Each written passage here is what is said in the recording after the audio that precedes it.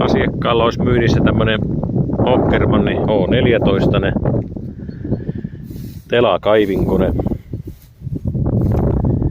Jämerää voimaa kohtuu rahalla.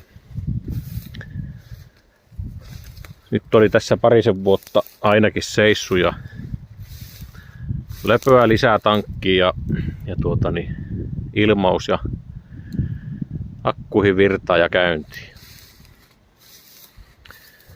3 kauhaa tulisi mukaan. Siinä on NTP 20 kiinnike. Siinä on ojakauha, sitten näitä luiskakauhoja taisi olla pari, tai sen tyyppinen on se toinenkin.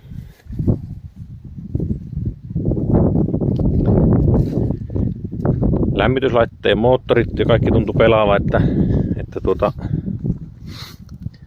hyttiin saa myös lämmintä tulemaan sitten.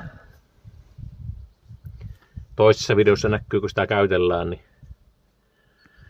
sieltä voi ihastella liikkeitä. Hydraulikkaöljyä saisi jonkun verran lisätä, niin saa liikkeet täysin pelaamaan, mutta hyvin tuntuu kuitenkin liikkuvan. 19 000 vähän päälle tunteja, ei vielä hirveästi ja pumput tuntuu olevan kyllä kunnossa, että kone nousee hyvin ilmaan ja puomikin pysyy ylhäällä, ettei venttiilipöydät vuoja.